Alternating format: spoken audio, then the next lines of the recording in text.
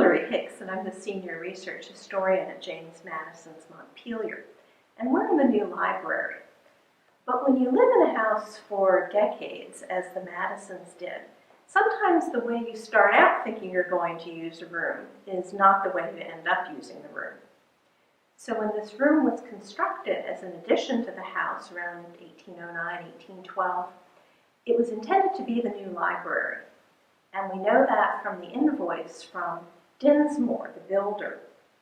He refers to both the old library and the new wing, so there would be no reason to call the room an old library, except that there was a new library being built.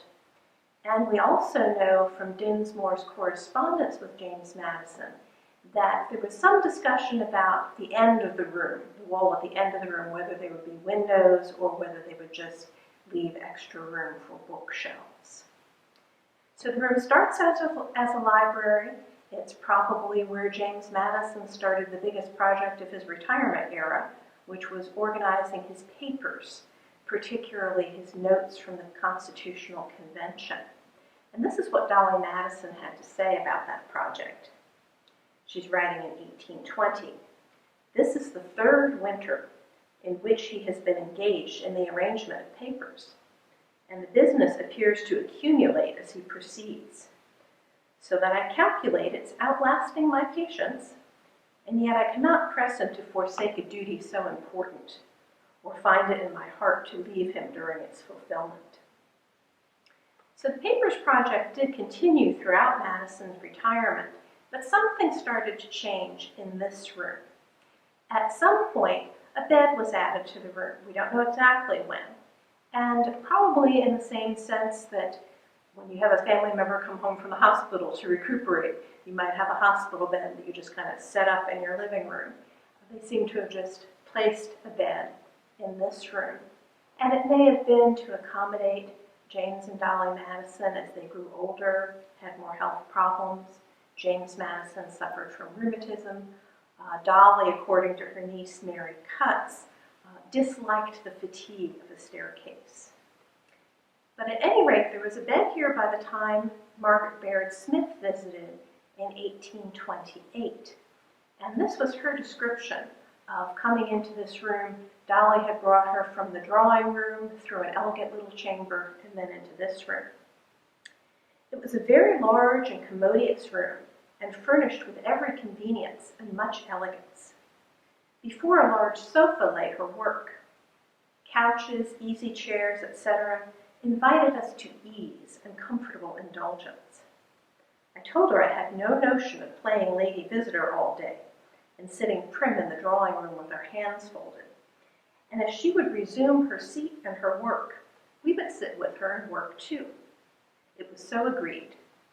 She drew Anna on the sofa beside her and gave her half a dozen pretty books to look over, while drawing a French armchair or fauteuil. What charming things they are, close by her. I reclined at my ease while we talked, and oh, how we did talk.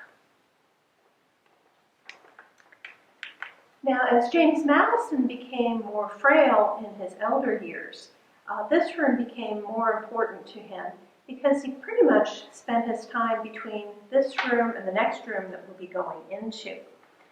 And in May of 1835, Dolly wrote, "My days are devoted to nursing and comforting my patient, who walks only from the bed in which he breakfasts to the one in the little chamber where you left him.